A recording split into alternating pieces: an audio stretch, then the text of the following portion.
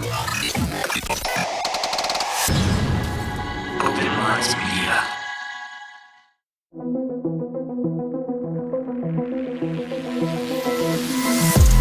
reality we live in can be a very strange place. Most of the time, fact being stranger than fiction. How will we ever start to understand this reality we live in unless we question everything? Join me and a guest as we unravel the mysteries of this reality, one topic at a time. This is Inquiries for Reality with Shayn Jones.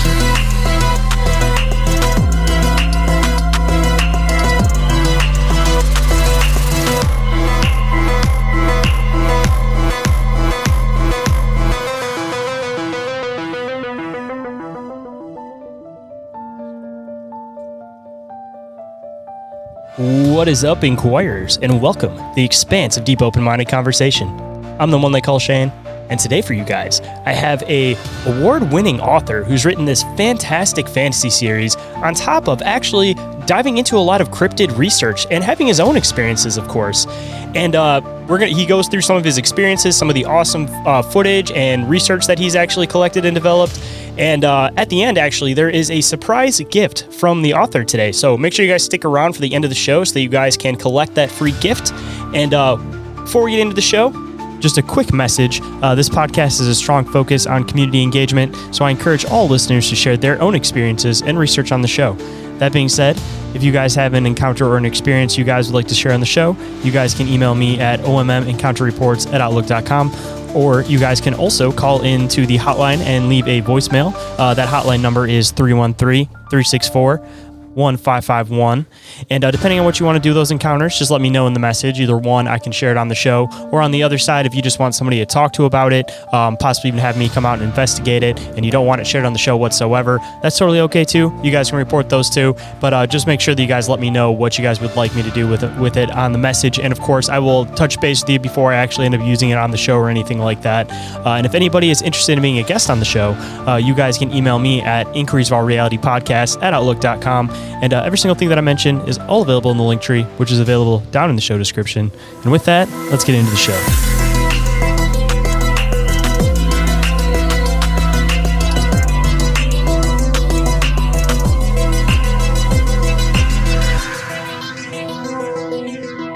Please welcome to the show, #1 best-selling author and cryptid researcher, Max Hawthorne. Welcome to the show. Thank you, Shayn. Thanks for having me on. Absolute pleasure. And I guess a good spot to always start in is for anybody that may not be familiar with you or what your work is exactly, why don't you let them know a little bit about yourself and a little bit about what you do? Well, I first achieved some level of, notoriety or whatnot as the author of the best-selling Cronus Rising series, which you kind of alluded to. It's a 7-book series so far that started in 2014.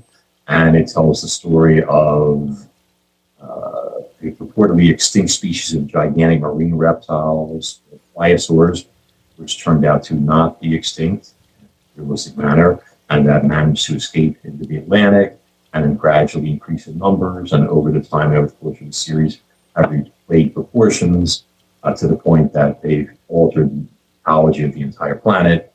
And it basically makes it dangerous for you to go out in anything smaller than a destroyer on the ocean without risk of ending up one. It's a little more complex than that, kind of like aliens, and then it's everywhere type thing, etc. But very popular series, it all over the internet and everywhere else, and enjoying it.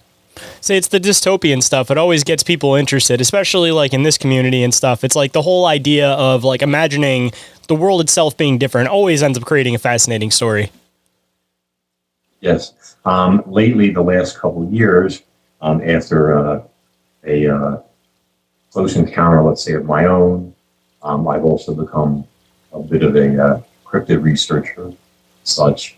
And so I was mentioning we're starting to, it almost seems like I get a lot of calls from people where it started to spread, and they started calling me the cryptid conjurer, as we were talking about earlier.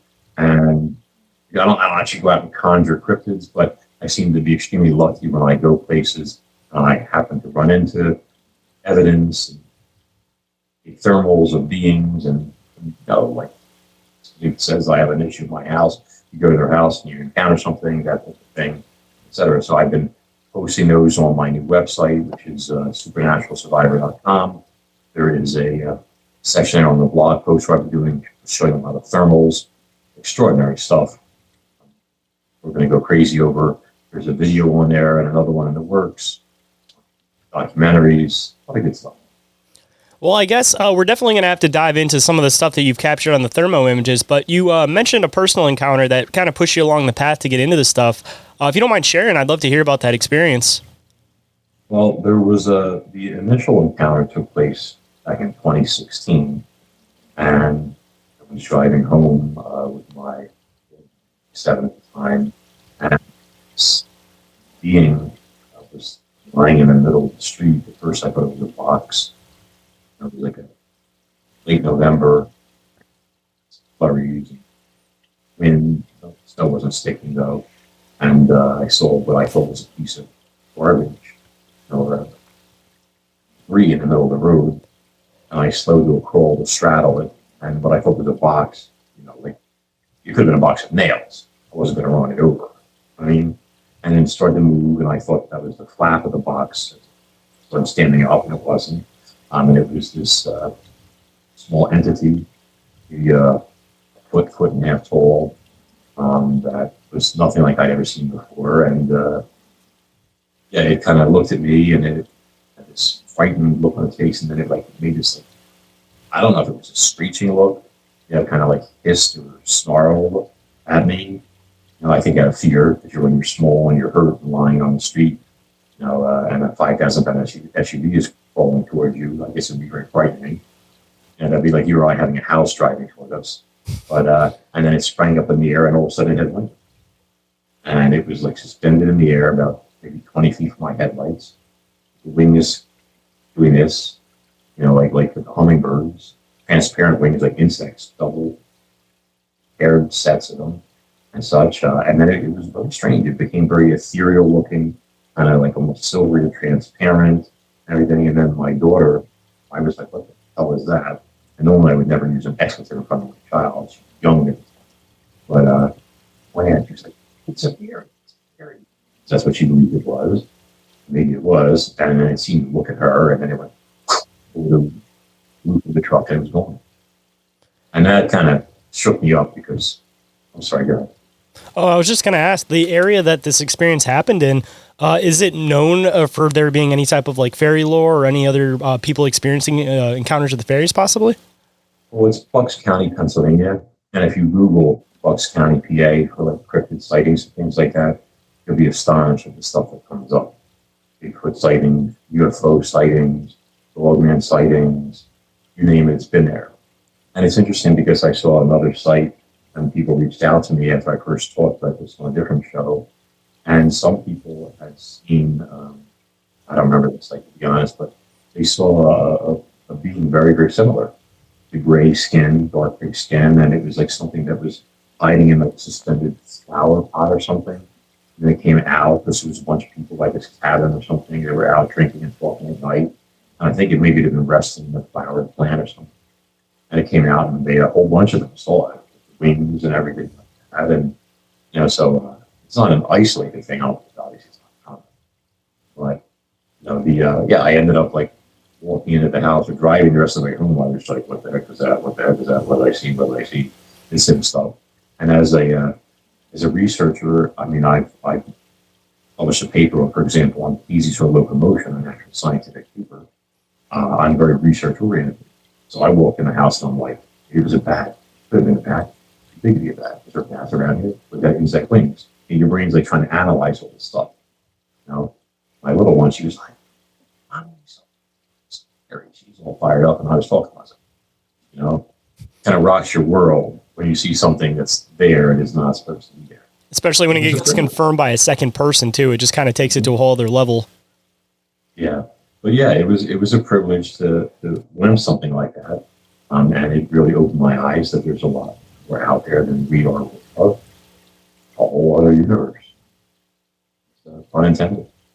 Were you like into cryptid research before this experience, or was this kind of like the starting point for you where you kind of just went full head in after that? I had done a lot of research myself for the Cronus Rising series. Hydration is very important. Oh yeah, I got my water sitting right here too. Especially for a man of my advanced years. Once you become a senior citizen, you got to stay hydrated. But I did a lot of research for the Cronus Rising books. Sea monster sightings, Leviathan sightings, mega squid sightings, things of all this stuff. I did so much research on it. Eventually, I actually published a book called Monsters and Marine Mysteries, which is never before seen research, photos, and everything else of an assortment of mostly marine-based, some land-based, and some of my personal sightings, including like fey creature stuff, are all in there. But yeah, that was the one that really kind of, like I said, it kind of rocked my world. I had I'd seen something when I was a kid, which I was kind of like, I really saw that. You kind of try to convince yourself it didn't. But then you see something like this and you start thinking, like a scene from one of those Twilight movies, like, are all the legends real?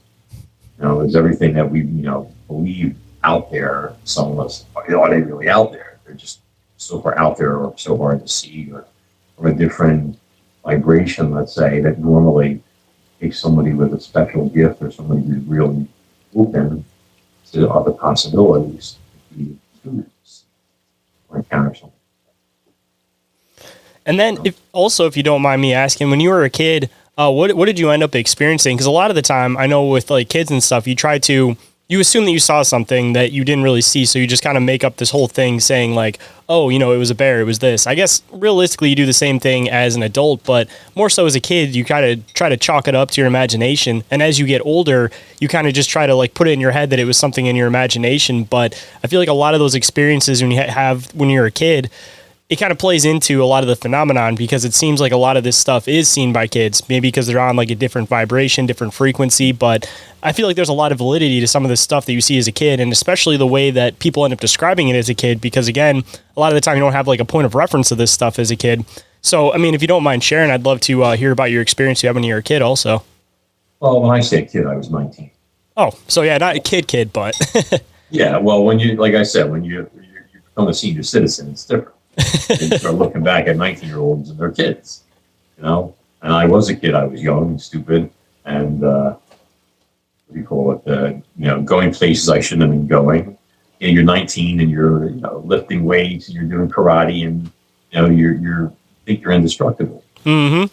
And then you go wandering around a cemetery at midnight, and you think it's very funny, like ha ha ha. I'm in a cemetery at midnight and everything like that, walking your dog, and all of a sudden there's something there that's not supposed to be there. We will be right back after this brief commercial break. But just a quick reminder, if you guys want to stay up to date on the show, you guys can always go and follow Inquiries of Our Reality and Open Minds Media on Instagram, Facebook, Discord, YouTube, and TikTok. Now feel free to fast forward through these commercials so we can hop right back into the show. And we are back, so let's get back to it. So it's not something I really get into a lot. Interviews, it still creeps me out all these years later, and we're talking, it's literally 40 years ago. I talked about it on the show one time, and as I was talking about it, my hand was literally shaking from remembering what I saw. But let's just say that it was something that was digging its way out of the ground, and I was staring at it as it was starting to dig its way out, and it was coming out of the ground from in front of a gravestone, the old gravestone, big and not supposed to be there, and I tried convincing myself a million times that it was something other than what it was. Like you ever look at something and you like look at it and you're like, well, that's not real, and you're like blinking to make it go away and it doesn't leave, and you're doing double takes and you're trying to like force it to become something other than what it is, but it's still there. Mm-hmm. Yeah. But yeah, so I mean, it's in Monsters and Marine Mysteries. I just It was an actual hand coming out of the ground in front of the ring. Literally, like you heard it, I guess, clawing its way through active soil. And then, as you got closer to it, you could feel it through your feet. It's doing this, just right out of the ground like that. Something like this, 'cause I guess it's tired, digging or something like that. And I saw it and do one of those feet don't fail me now things, and I ran for my life. So it was just, you just saw the hand itself. You didn't actually get to see any type of like torso or anything like that from this thing? Believe me, the hand was quite terrifying in and of itself. Oh yeah, I can imagine. It was like my instincts were telling me that if I waited around and it actually saw me, that was game over. I mean, like target sighted, whatever you want to call it, tracking by smell, by whatever, it's a thing. But the hand was large and it was 5 fingers per person, pale gray, at least in the moonlight. And the skin was kind of loose fitting, like saggy. And the nails were thick, very jagged on the end. Again, I figured. Yeah, it was.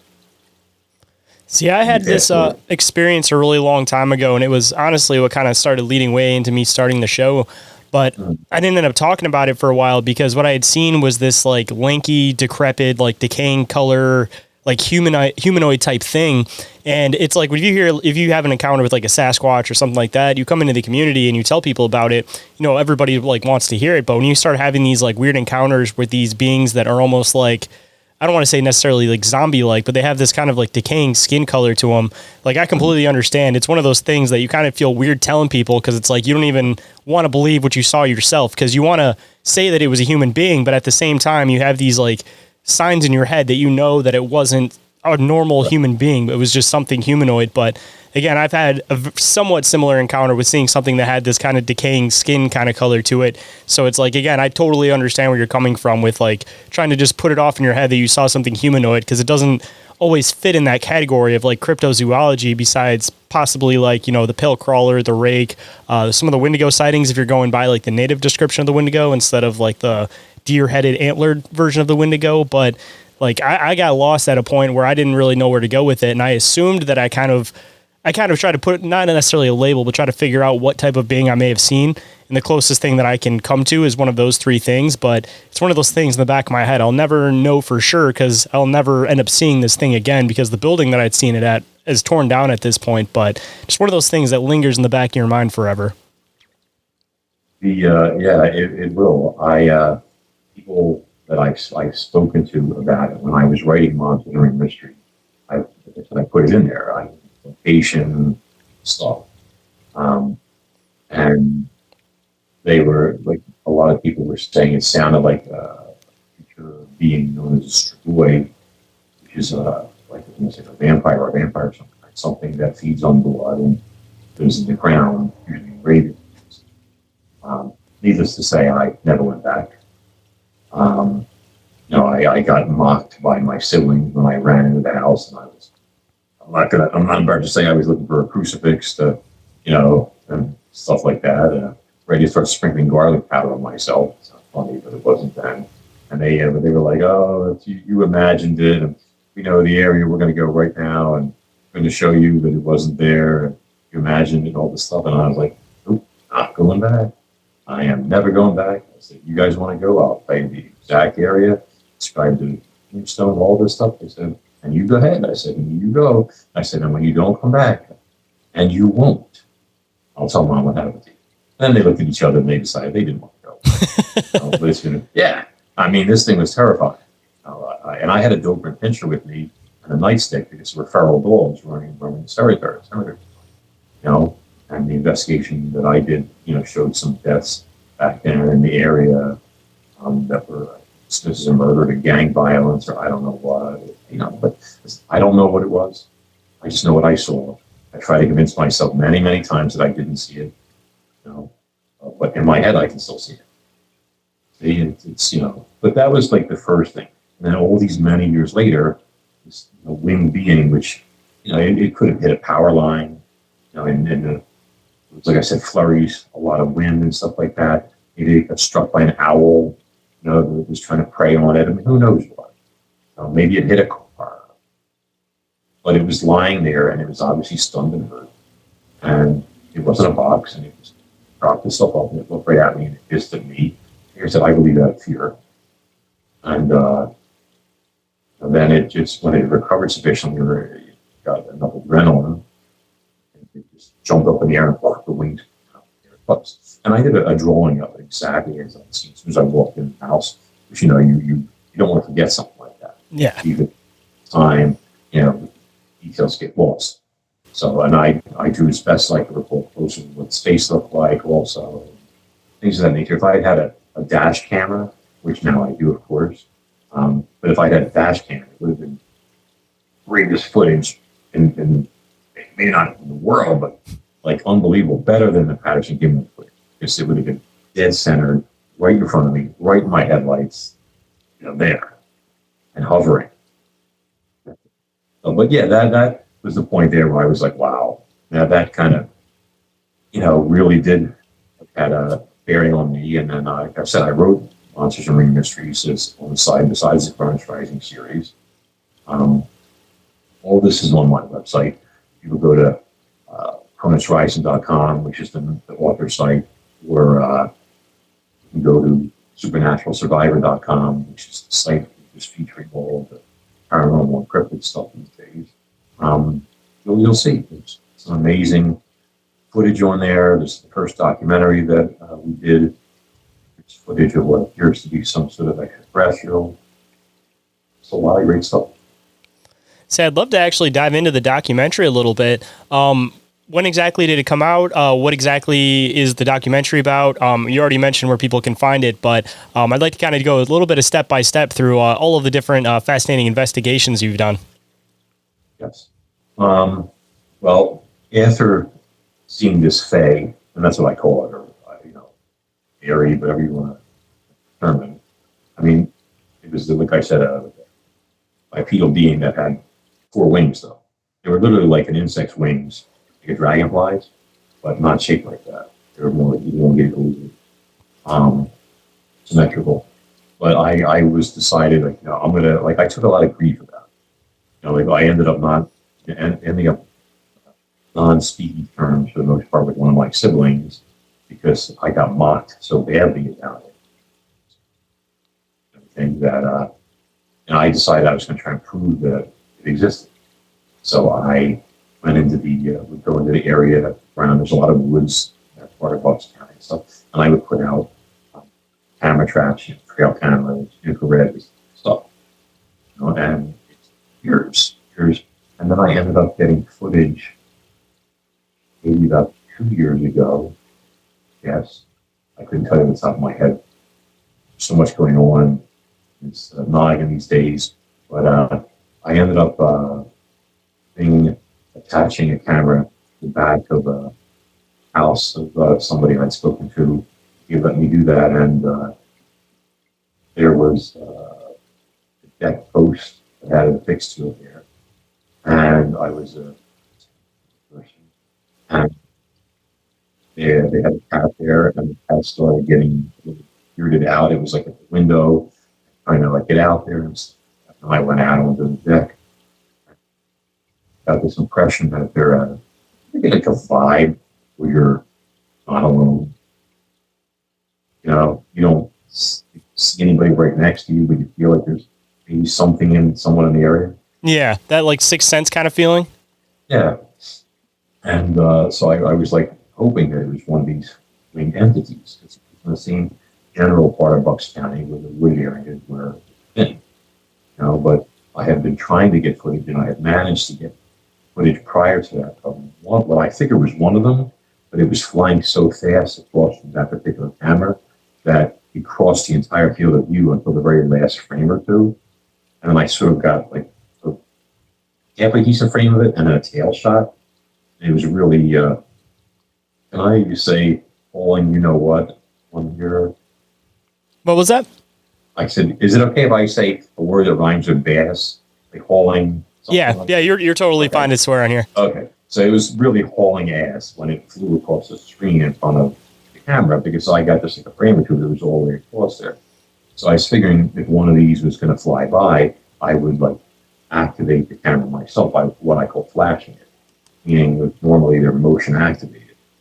So I would take my hand and I would go like this right in front of the camera, and activate the camera. You understand what I'm saying? Yeah, try to catch it before it actually moves past the front of the camera. Exactly. Because otherwise it wouldn't activate till it's almost off, out of the way of the camera lens. Yeah, I mean, if something's flying at, I don't know, 50 miles an hour, it's going to cross that field of view very quickly. See what I'm trying to get. So what happened is I did this, and as I did this, I was getting this feeling of like cold emanating towards me, almost like a wall of cold. And when you see the video footage in the documentary, you'll see how the footage is lower, and as the entity backs away, you see that the temperature goes up a couple of degrees. There's actual physical evidence of what's taking place. Like you said, maybe a vibrational difference or something like that results.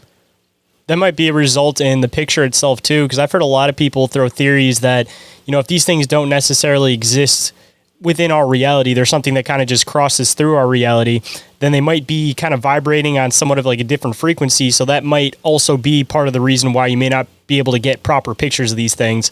The way the person I had on that kind of broke it down was the same concept as if you're trying to take a picture of something radioactive, like because of the way the particles in it are moving, it makes it so that the image itself ends up being blurry, even if you have a perfect stationary image. And I definitely think it's a possibility with these things, if you do take into consideration that they might be from another realm, from another layer of reality, whatever way you want to kind of look at it. Well, I definitely agree with that part about it opening the camera and stuff, because the second documentary we're working on, we have a being on there, and you actually see the camera, the footage gets messed up, like in the middle of it. All of a sudden it's like it pixelates out or something like that. But in this particular instance, I activated the footage and I didn't see anything. I did, like I said, senses, feeling of cold, etc., and all that. And then, it's a 30-second clip, whatever, and I decided, maybe it's not such a great idea, maybe being out here, unarmed, whatever, some strange area, the woods and stuff like that. So I decided, I'm going to, discretion being the better part of honor, whatever, went back inside. The next day I was looking at, I collected the camera from this house, and I was looking stuff over, and I found that, deer and possum, and deer and a lot of raccoons. There's always raccoons. Trash pan is central there or something like that. They're the curious ones. That's what it is. Yeah. But, and then I had this one footage, and it was weird. It was at first I thought it was a glitch, and this ended up being the, what we call the money shot, the one that I had hand activated.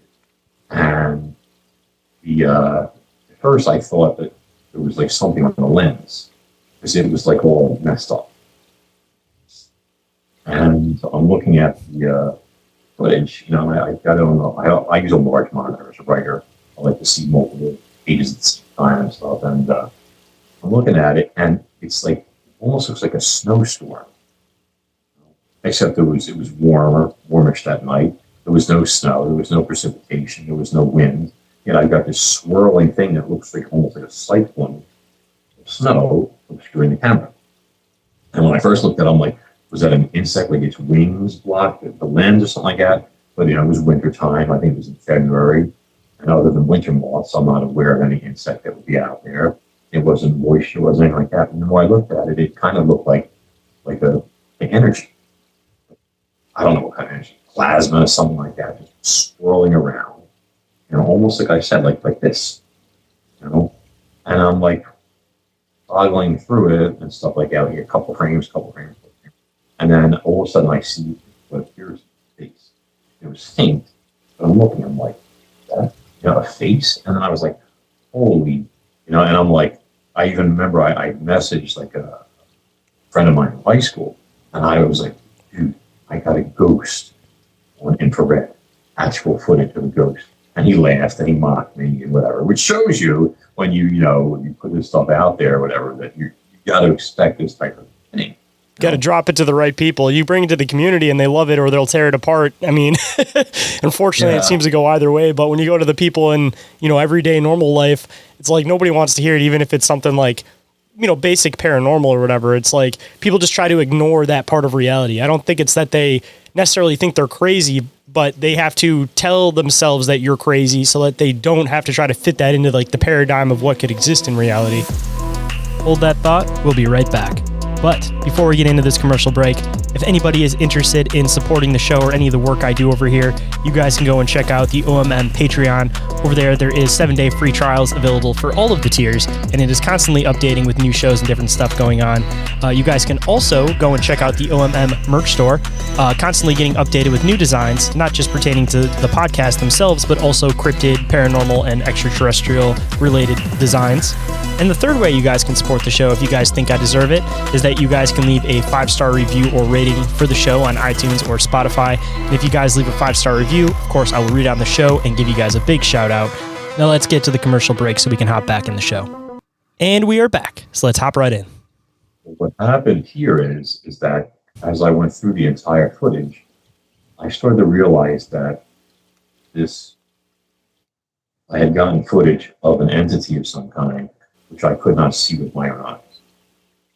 It was like invisible, cloaked, apparently, and cloaked very well, because it was, the estimate is I was like maybe 6 feet from it, from the camera, and for whatever reason, I was just invisible to the human eye. But part of the research I studied, like what our eyes can see in terms of wavelengths versus infrared versus ultraviolet, like cats can see in ultraviolet, which I suspect that cats saw being in ultraviolet as well, which is why we hit the window. Wasn't with a cat, I probably wouldn't have had the footage. But as I went through the video, it was like I said, it was an energy screen. And I think this energy screen was cloaking the entity. And every so often, though, the focal length of the lens or something like that would allow it to peek through. And you see different parts at different times. And what I mean by that is that I believe that this cloak strips away the outer layers or the layers of the being, like an X-ray or something like that, or an MRI, so that we can't see anything. And so it's like in the beginning, you first see the first images, and the documentary shows all this. It's all, like I said, on supernaturalsurvivor.com or maxhawthorne.com. There is a nominal charge to watch the video because I produced all this myself, directed it. So it was all done out of pocket. But when you first see the entity, it's basically almost like a skull. Like everything's been stripped away, and it was turned off to the side. And then see the entity turns forward, and I think he or she, I believe it's a male, realized, I think, that he was being filmed. Because I had made tweaks to my cameras so that they'd be less likely to be spotted. A lot of camera traps, they put down like infrared beams. They're easily triggered by animals and things like that.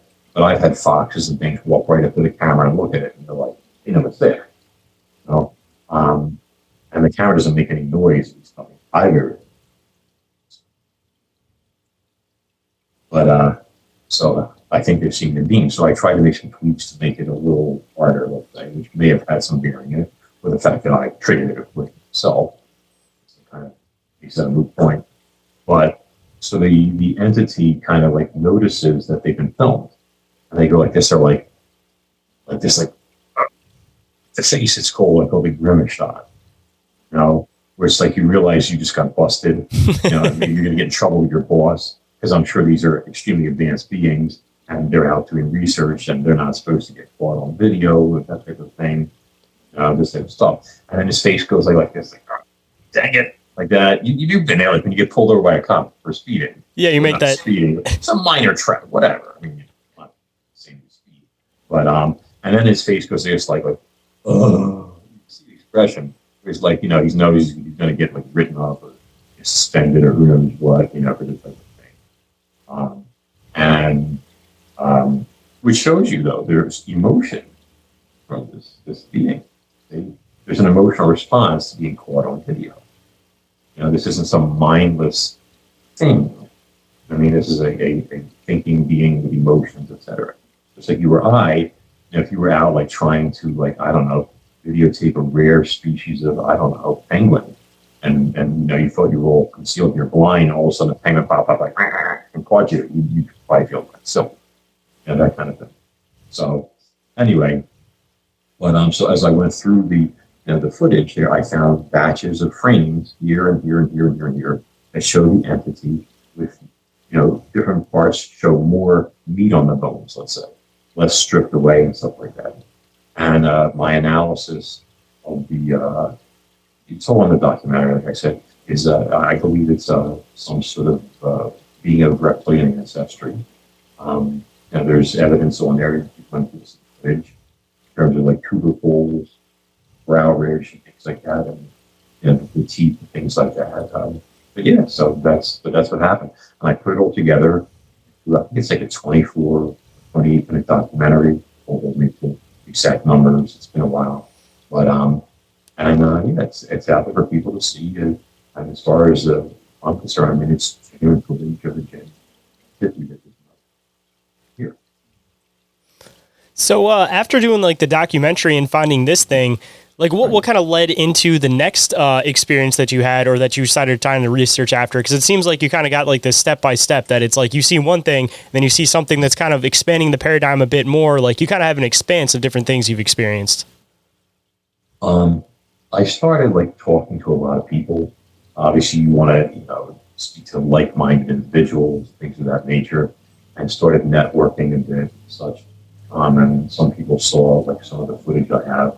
They were impressed, and then people would reach out sometimes, get like indications like there might be something here, there might be something there.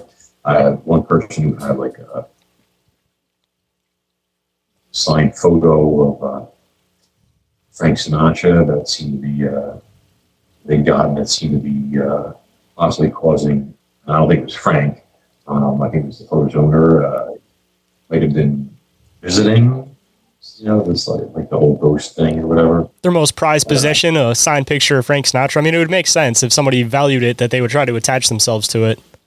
Yeah, I mean, if you owned it, but I would go places and I would take like my trusty thermal camera and I would work my way around. And whenever I would feel something cold, that was usually a good indicator.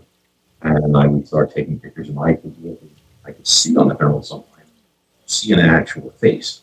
You see a face on the thermal, and there's nobody there. It's time to take a picture. Mm-hmm.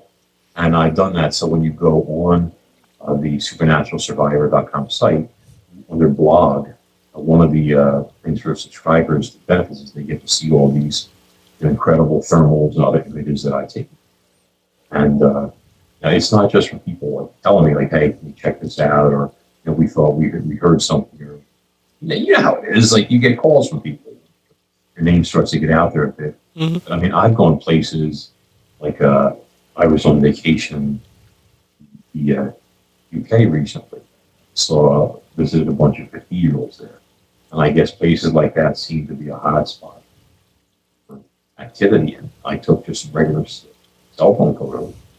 And I got one photo that definitely has stuff in there. And that'll be one of the things that's going to be coming out the next couple of weeks on the site as well. I had somebody recently, she took photos of what appears to be a UFO. She, wanted to remain anonymous on my site, so those will be on there as well. So a lot of different things. So at least kind of doing your research as far as using like thermal cameras, does it seem like say for example, if you're picking up like a ghost, it ends up being like that blue where you kind of have to find the complexion, or did you kind of notice that like with certain types of like beings that you catch like different types of thermos, they all seem to kind of be within the same light spectrum to kind of entertain the possibility that maybe all of these things are coming from somewhat of the same realm, or kind of different, I guess, depending on like which way you're kind of viewing them on the camera? I have ways of adjusting my thermal images. It's almost like I'm playing with the focal length in terms of that. And by doing so, I get things to pop that sometimes you don't even see initially. You look at the thermal. Like I seem to see them when I'm looking through the lens. And then when I see the actual photo, I'm like, that's weird. I know there was something there and I saw it. You know?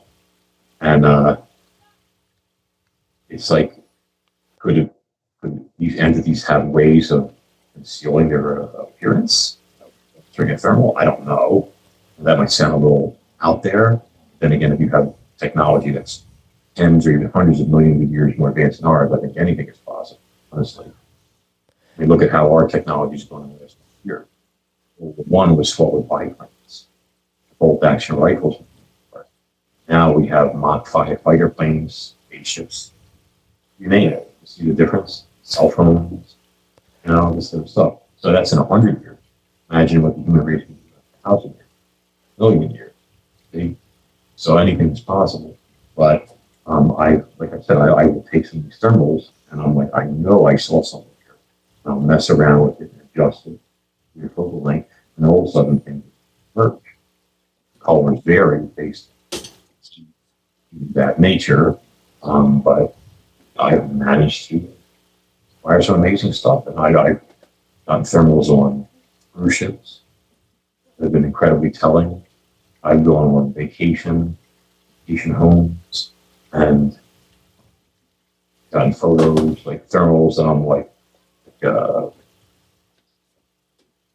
where, like, I don't know, it looks like a plain wall, let's say, but you look at it through the thermal and you see energy and activity and this stuff. Like I said, this whole cryptid conjurer thing, I don't know, like I said, like I'm like doing leading that decline summoning thing. It just seems like they just be there. I don't know if that's where they're just in me or if they're just everywhere. Nobody knows about it. No, I mean, it could be anything. It could be just like I have a penchant for going to hot spots myself. I guess you go to a cathedral where there have the bodies of knights and nobles and stuff in the cathedral. I guess you're kind of like just like a source there. I mean, people wanting to be attached to the church too, because assumably, like a lot of people, if they get kind of stuck in that ghostly realm, the first place that they're going to try to go to assumably try to get help might be like a church. So they might be like a cluster of people that are trying to find the light on the other side by thinking that if they go to this church, they might find this location too. So I think it kind of is almost like an antenna, but not in like a negative way, but rather that people are trying to go there assuming that they're going to find some type of spiritual help there. I think that's actually very intuitive and spot on. I think you can, there's especially older angels, things like that, they go back hundreds and hundreds of years. You have they have, like you said, ghosts that are looking for a place. Maybe that's something. And then the other thing that I was going to bring up too, you mentioned the fact of these things like being around everywhere. One idea that I've kind of somewhat subscribed to is the fact of it kind of started with the whole concept of like shapeshifters, that I was kind of wondering how something could physically be able to like change its form. So I kind of started getting into the thought of it's not literally physically changing its form, but rather some of these beings have this ability to maybe block a frequency that humans are able to perceive. So it's more like a hiding in plain sight type of a thing where they can either block it out where you can't see them at all, or going into like skinwalkers or something, for example, they can just project the image of like a wolf or project the image of a bear. So you're seeing them, but they're still their own physical selves, but they're manipulating what your focal point is actually able to see. But if you kind of entertain that theory, I mean, these things could be all around us everywhere and just walking around us, shifting through us, and they're just blocking us off from being able to see them through some type of like, again, either blocking of some type of like specific eye frequency. Maybe they're able to like block the bounce back of light from like where they are. Maybe there's something to like their skin that would cause some type of cloaking like that, or rather it's a manipulation of the human mind where they can basically, because would be theoretically assumably be less intelligent than these things are if they have way more advanced technology. So because we're more simple, they're able to understand how our mind works and be able to just block us off from being able to see them. Well, if we're talking like, this is going to sound like science fiction, I am a science fiction writer, but if we're talking a vibrational or dimensional difference, I mean, it could be that the entire planet is multi-vibrational or dimensional, and it's living different parts of that in this space, which means like, yes, beings could be everywhere, and we simply can't see. They can't see us. And you know, maybe they see us and they're like, oh, we don't want a part of that. Look what these guys are doing here, and look what they're doing, like the planet, or who knows what, or to each other. But in terms of it's interesting that you touched on the shifter thing, because the next documentary I'm doing is footage. It's a being that, according to when you see the footage, literally while I'm filming it, and I filmed this one myself, thinking that it was just a cat. And then as I examined it, because it was a bit of a distance, I zoomed in infrared. You see that apparently it's not just a cat. I mean, it appears to be shifting, walking. You see its body change and morph and change and morph. It's very fascinating. So that's going to be the next documentary that the subscribers, the survivor, get to see. Right now, there's the first one, which is the footage of extraterrestrial sometime. There's tons of thermals on there already. There's going to be some UFO images coming up in the next few days. They're fascinating images, and just lots of stuff. So it's exciting to be researching in. I'm enjoying it immensely, and you'll see when you see the comments on the site. You saw the video. They're very enthusiastic. Very much enjoyed it. Inquiries of All Reality will be back after this brief commercial break, but just a quick reminder, don't forget to go and check out the awesome sponsors of the show, IKNOWSQUATCH, Cryptoteeology, Snarly Yell Natural Products, Oregon-ite, Dimension Devices, and Big Ape Threads. More information and discounts for those are all available down in the show description. Now feel free to fast forward through these commercials so we can hop right back into the show. And we are back, so let's get back to it. You'll have to keep me updated on there a bit, because I'm kind of curious if you actually do end up physically seeing one of these things with your eyes, if it shows itself different than like what the thermo would be. Because assumably if they're able to like block the human perception, you would, say for example, they're like a shapeshifter. So if you're seeing like a wolf, for example, you might be able to catch a thermo of like what its actual physical form is, because it's assumably not going to have a heat signature for this form that doesn't exist except for in the human eyesight. Well, yeah, infrared will show us things that our eyes can't see. And like when I was doing the documentary, the first thing I wanted to analyze it scientific perspective. You're going to get naysayers that are going to come out. People that are going to try to attack you for whatever reason, whether it's they're doubting Thomas's or, it didn't happen to me, so I don't believe it, or who knows. I'm sure you experience some of that yourself, yes? Oh yeah, you can have the best footage, you can have everything, and there's always still going to be people out there that deny it. I say this all the time on the show, that we could literally find a Sasquatch body, have this thing dissected, and people would not believe it.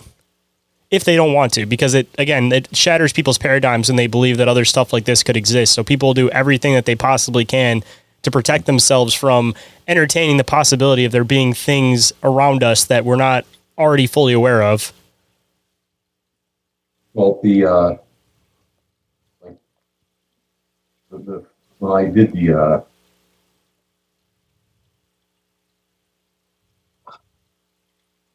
the footage, I'm sorry, what was your question a minute ago that you asked me about? Seeing with my own eyes or something else? Yeah, I was asking about like my whole theory that I was kind of saying as far as these shapeshifters not actually physically changing shape, but rather just projecting an image so that the human eye can see. I'm kind of curious if like you physically get to see one of these things with your eyes versus like the thermo. I'm kind of curious if like the physical form of it would be different. I gotcha. Yeah, when I filmed I'm convinced it's a shifter. To me, it looked like a large black which is interesting because you see all these, sightings of big cats. You know what I mean? Yeah, like the Hat Man. Black. Hmm? Like, like British big cats or whatever you Oh, call big it. cats. I thought you were saying hat. My mistake. No. But have you noticed all these big cats for the most part are black? Yeah. There's a lot of sightings of the big black cats, especially like even the cougars ones that they say that there's not the black cougars that exist. There's a lot of those black cat sightings in the United States too. Yeah, melanistic ones. Yep. Well, this one looked like a very large black cat, like the equivalent of a small mountain lion. It's dark. And, so I was like, okay, that's a big ass cat. And it's interesting. And everything. I cursed myself because I had other footage of it that was actually from a camera trap where it walked right up and stared into the camera and then walked away. It was a big cat, big, stocky, black cat. Looked like a really large house cat, sort of. But the time I filmed it myself, it looked like almost like a small mountain lion. Right? And then when I got the infrared footage and I started zooming in on it and lightening it up because it's very dark, I started seeing things. I'm very scientific, like I said. I started the documentary for the extraterrestrial being there. I wanted to address every factor, every negative aspect that would be thrown at you. I call it defanging the serpent. You want to take away that, oh, it was this, oh, it was that, whatever. There's always going to be stories. It was fog, it was slump, yes, repertoire, Mm-hmm. So I addressed every aspect of it with evidence to back it up in terms of weather, precipitation, fog, this, that, and all of it. Okay. My old, what do you call it? Brooklyn accent almost stuck out for a second there. Okay. I was almost like, I did this, I did that, forget about it. I was all over the place. You wouldn't believe it. But, and I eliminated all that. So we can just focus on the actual footage. And then you see as I use contrast increases and adjusting lighting, you see the things just emerge. They're not going to emerge if they're not there. I'm not using CGI to create stuff. So the same thing applies to the cat. Whatever it is. But anyway. Just out of curiosity too, this black cat that you'd seen, like how did it pop up on the thermo? Was it more of like the blue, like it was like the light temperature like you were kind of mentioning with the ones earlier, or did it show up as like a solid like red heat signature? No, it was black and white infrared footage. So it was not a thermal. Oh, my mistake. I thought you were doing thermo on this one too. No. When I do my thermals are in color by choice, etc. And sometimes I jury rig something where I will use the thermal camera and hook it up with the video at the same time, film what it's filming, etc. But sometimes less is more, I guess you'd say. But no, this was an actual infrared, or I should say near IR footage. That's the range, black and white, and you just like a large cat slurring past, and it turns, looks towards the camera. Its eyes are blazing, a light source, and it turns, and you'll see the footage gets wonky, as I call it. Remember you were talking about how some beings might actually be able to interfere with computerized cameras, stuff like that. Yeah, you especially see it where like with the newer cameras, people seem to have a lot more trouble than they did with like the older cameras because, new, essentially all electric versus, the old school cameras where it was like the snap and flash. Like people seem to always have better luck with that. And I'm always kind of curious if it has something to do with like the energy form. Well, I think in this case, I must have been when it turned towards the ground, in fact, but it seems to happen right after that. But you see like there's like maybe 10 seconds of footage, and then it turns towards the camera, and then everything fixes. It's like a boom, and all you see is like a moving blob. And then towards the end, it appears again. And yeah, so my theory is that I think something happened there. Either the camera couldn't handle it, or what. I discussed this during the documentary. where you'll see like the cat's body like seems to change, but then it's almost like a residual image where there's like a part of it that stays there and the cat's moving, and then the part catches up, and it seems as if it's like these are computerized cameras. They are designed to film and also to anticipate movement. And when something happens that doesn't make sense, the computer inside the camera, it has a hard time keeping up. Meaning that my Alexa is haunted sometimes. Yeah, I was gonna say I didn't. I was curious what that was. Yeah, yeah, but I'm a bit of a Star Trek, a Trekkie, I guess you'd say. So my Alexa is designed. There's my man. Yeah, and I got the Enterprise sitting right here in front of me too. Well, my Alexa is designed to answer. It must have been when I said computerized. So I will say, like, when I get like a harassing phishing phone call, the ones, the scammers that call you. Yeah. I answer the phone, and I'll be like, computer, fire photon torpedoes.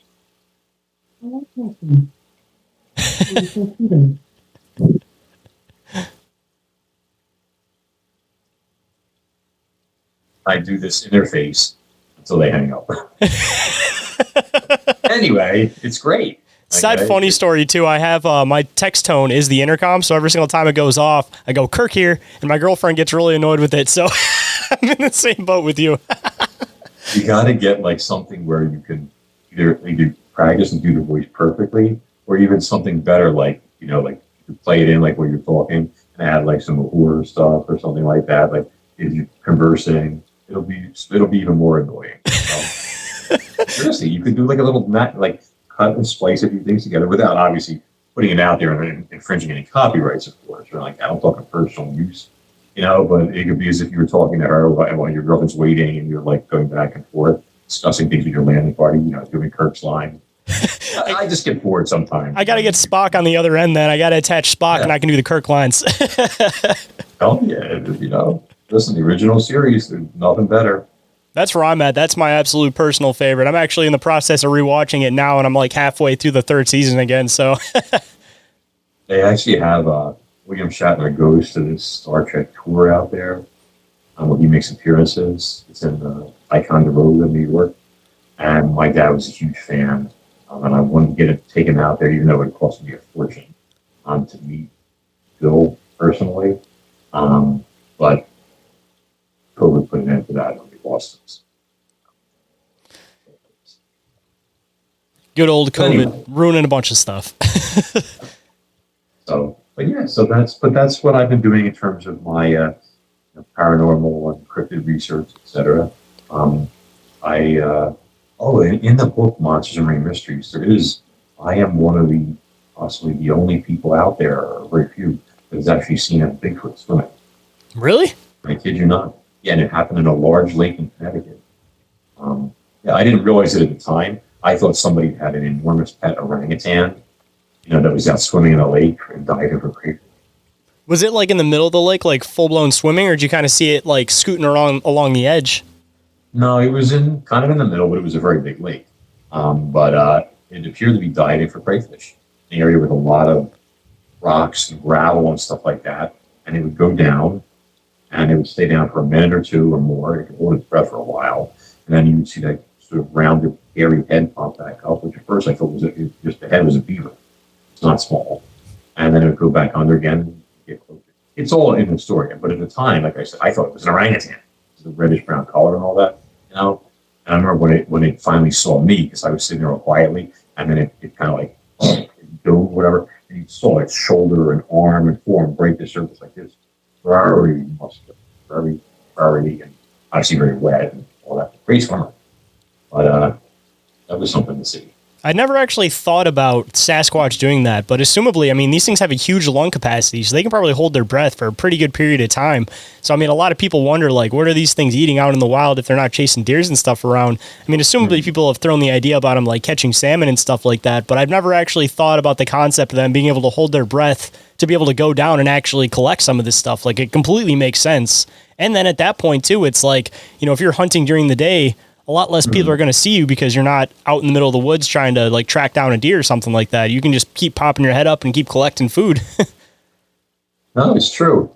This is actually here. This is a Sasquatch sighting in Danbury. And I was on a show, and this guy, he was writing into the show, and he sent all these text messages to the host. And this was Candlewood Lake in Connecticut. And when I was talking about it on the show, I think it was my first time discussing it, before the book came out, and I had the theory that there was a lot of crayfish there. I didn't know for sure or anything. And I said, I'll just read you what he wrote. It's on, I'm going to reshare it because it's on my Facebook memories from 3 years ago, it looks like. So it's current, but yo, I just listened to today's episode about Candlewood Lake. OMG, I know the place well. We used to camp there back in the late 70s and early 80s. I have fished the same causeway that Max described and know the tunnel well. And yes, we gathered crayfish there to roast on our campfires. Anyway, we were camping there one night and heard rustling around our tents and kind of brushed it off as deer. But the next day we went fishing, and when we came back to camp, our tents were destroyed and everything was thrown everywhere. We just thought it was some crazy hippies and never thought twice about it. A few weeks later, my buddies wanted to go back there to camp for the weekend, and I told them that I didn't want to go because all my stuff got destroyed last time we were there. They went without me, and when they returned, I kind of poked fun at them and asked if the crazy hippies came back, trashed their camp again. They said no, but they said when they went out in the morning to go fishing in their canoe, they said that they were about 30 or 40 feet offshore when they heard crazy thrashing in the woods, and a buck came crashing through the woods and jumped into the water in front of them like he was running from something, and he swam by them like he was crazy with fear. And they heard something in the woods where he came from running after him, but it stopped just before the clearing. They figured it was a hunter or something like that, but didn't see anything. Then they said that whoever it was for the next half hour or so throw a rock or a stick at them every couple of minutes or so, which I'll interject and say this is known primate behavior from chimpanzees and others. Especially Sasquatch with the rock throwing too. That's like a super commonality you hear amongst pretty much all Sasquatch encounters. Hold that thought. We'll be right back. And we are back, so let's hop right in. Yeah, definitely. And they said they just thought it was the hunter, pissed off that they were there. They called out to him and said that they were in a canoe and to stop throwing things at them. They never got a response and everything just stopped, and they went on their way without incident.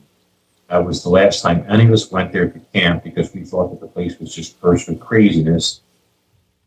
But after I listened to Max's story, it just makes sense that maybe they encountered what Max saw. Holy cow, after all these years, I never even thought that it could have been a squatch of the show. So, yeah, so that's what happened. That's fascinating. I'd never heard of that before. Anybody even seen that before? And you have 2 encounters of it. Like that's fascinating. Well, when I was researching Monsters and Mysteries, I looked up Connecticut in that area, and there were a lot of historical sightings of hairy wild men,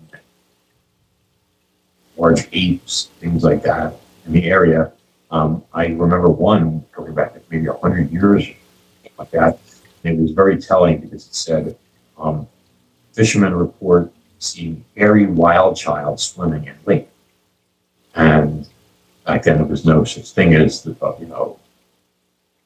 us using terms like Bigfoot or Sasquatch. They were kind of unknown in Oregon. So they would call beings like that a hairy wild child or a hairy wild man, etc. When I saw this creature fishing, etc., I thought it was a young one at first, meaning like small, like maybe from a distance. I saw maybe 100, 150 feet away, sitting down like eye level, ear level, press, and I thought maybe it was 5 feet long. That's why at first I thought it was like an Irish setter based on the color, different things. I try to explain it away. Maybe try and justify what am I looking at here? Ears, muskrat, whatever. But well, when it swam right past me underwater and it went through the tunnel that he's talking about, which separates the two lakes that goes under the causeway there, I saw dark shadow moving by very quickly, and the water kind of the entrance was the tunnel. Yes, it's maybe the water's about 10, 15 feet across. It's not big, the tunnel is, but you can see the water kind of go like boom, a little bit like this. So whatever it was, it seemed a lot larger. It displaced a lot of water as it flew by or swam by its speed. And it was a very fast swimmer. But yeah, crazy story. Yeah, say it's all that the muscle. Details are in the book and everything, and other images and stuff. But yes, I stole my daughter's mug. I was gonna say my daughter would love that mug too. She's obsessed with Stitch too. Yeah, he is a cutie patootie. Hey, at least it's an alien, right? You got to at least play that one off. Like you took the alien cup. That's right. Yeah, see that? It's that line. Ohana? Ohana means family. Yes, and family means no one gets left behind. Hopefully not from abductions. Yeah, I'm trying to cut down on this. See, you got a green gray behind you right there, huh? Oh yeah. Ended up picking that up at Cracker Barrel. Out of all places I would have found that, I found that at Cracker Barrel, and I had to have it. It's a beautiful mug. If I had any more room in the cabinets for mugs and stuff like that, But unfortunately, it's gotten to the point. When you get to the point where they're getting stacked, like angled and stuff like that, and crammed in there, you got a problem on your hands. I have the same thing going on, and I got to the point where I started using them for like pens and stuff. So I have this like Sasquatch mug up here that I got like a bunch of stuff stacked on, and I'm just kind of using it as like a pen mug now. That's awesome. I do have to turn in early. Did you want me to let your people know about the book thing? Yes, absolutely. Usually before I wrap everything up, I like doing words of wisdom, and then we get to the links and everything. So if you want, before we get to the words of wisdom, yes, let everybody know about the gift that you're going to offer them. Okay, cool. So for your listeners, and I believe this is November 1st and 2nd? Yep, November 1st, this will be coming out. Yep. Okay, so for November 1st and November 2nd, for your listeners, followers, etc., if they go on Amazon and they look up Cronus Rising Diablo, which is one of the books that I've written there, they can download the Kindle version for free, unlimited, for those 2 days only. So November 1st, November 2nd, it's already been scheduled. Right? So as long as they know, they hear about it on the show, hopefully, I guess we should talk about it earlier. Some people don't always finish an entire show. I used to do podcasts and stuff. But I'll make sure I throw something in the beginning of the show to tell listeners to stick around for a special gift at the end of the show to make sure they stick around too. That's awesome. Yeah, they'll really like it. It features the whole history of the series and this giant marine predator in a Cretaceous era island, kind of like Jaws meets Jurassic Park. But that's with my compliments for you and for your people. That's a gift. Well, I really appreciate it. I'm looking forward to diving into it myself, actually.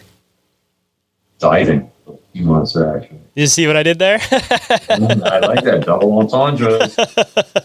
Writers, we love stuff like that. Hold tight, guys. This is the last break, so stay tuned. And we are back, so let's hop right in.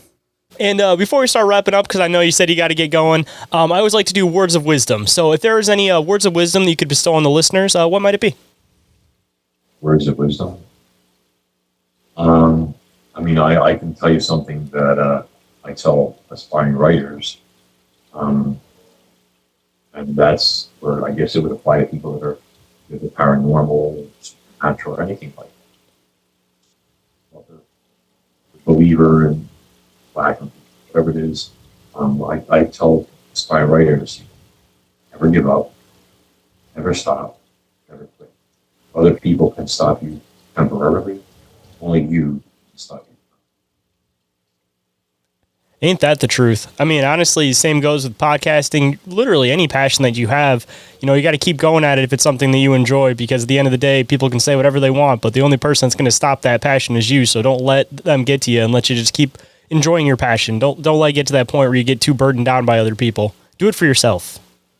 Exactly. And I always like to do links for anybody that might want to come and find your work, come and find your other books possibly, and anything else that you got going on the internet, such as your documentaries. Where can everybody come and find you on social media, your website, and pick up all your books? Well, let's see. The website, if people are interested in seeing the first documentary as well as all the private thermal images and such, is supernaturalsurvivor.com or maxhawthorne.com. Both are in the same place. You can find the books on there too, actually. Just click on the books links, so that would simplify everything for everybody. And my links are all on there for everything from Facebook, Twitter, Instagram, at the top right. And then you had mentioned that you have your book on your website. I always ask, just for the sake of it, do you offer signed copies if people are interested in picking up a signed copy of your books? What I typically do is, since I don't have time to go do signings these days, is I try and make it easy for people. I don't charge for signatures per se, but if somebody wants a signed copy, I encourage them to reach out through the site. There's links there where you can get to my publisher and explain to them you'd like a signed copy. And what will typically be done is, I suggest before they order it, let's say from Amazon or Barnes and Noble, to order it and they'll have it shipped directly to the publisher, and then to email them with me a PDF, a certain returned USPS label on there, and then I will, of course, sign and personalize their book. I don't charge for it. I wrap them in paper and then put them in a padded, priority mail, flat rate envelope, I guess you call it. And then I just get the mail and post it in. That's his thing. And this way, it saves them paying shipping twice. Instead of getting shipping from Amazon to them and then them to the publisher, ship directly to the publisher. Send me, obviously, I need them to pay for their return postage. And then, I don't charge for signing the stuff. Well, perfect. I appreciate you making the time to come on today. Hopefully we can come back around to it at some point, because I loved having this conversation with you. And again, I appreciate you making the time to come on today and sharing your book with the listeners. Shayn, it was my privilege to be on, and I will let you know when the next documentary is out. If you haven't seen the first one yet, you should definitely give it a look-see. You're going to see some crazy stuff on there, and then you're going to be like, dude, you got to come back on, man. We got to talk about this. Where was this film? Where was this done? I need to know, inquiring minds. Just gearing back up. This is the first interview I've done in many months. I had a lot of stuff going on, and a lot. But it means a lot to me having you on the show, and I'm looking forward to coming back soon. Oh yeah, you're always welcome, my friend. Thank you, Shayn. If you guys enjoyed this episode, don't forget to leave those reviews or ratings on iTunes or Spotify. Your opinions go a long way, and I really, really appreciate it. And if anybody would like to get a hold of me for any reason whatsoever, you guys can email me at inquiriesofourrealitypodcast@outlook.com, or you guys can get a hold of me through social media, Instagram or Facebook, but Instagram is the one that I'm most active on. Or you guys can go to the submission form, which is available on the link tree. There are two options there, one of which is to contact me, and the other one is to report an encounter. So on the other side, if anybody would like to report an encounter, again, don't forget to do that and report those to ommencounterreports@outlook.com, or you guys can use the hotline number, which is 313-364-1551. And every single thing that I mentioned throughout the show is all available on the link tree. And with that, hope you guys enjoyed the conversation. I hope today's show has connected some dots in your own reality, and I'll catch you on the next one. Have a good night, everybody. Reality isn't what it seems. Abductees taking aboard a craft with a tractor beam. Is life a simulation or an astral dream? Aliens travel through black holes in different galaxies. Life is a bizarre odyssey, with the mic talking about philosophy. Well, Bigfoot is stalking campers as a Wendigo walks through the woods of sharpened antlers, using a Ouija board to talk to the dead like a necromancer. There's so many questions and not enough answers. So if you're interested in mysteries and abnormalities, tune in and listen to Inquiries mysteries of our reality. So if you're interested in mysteries and abnormalities,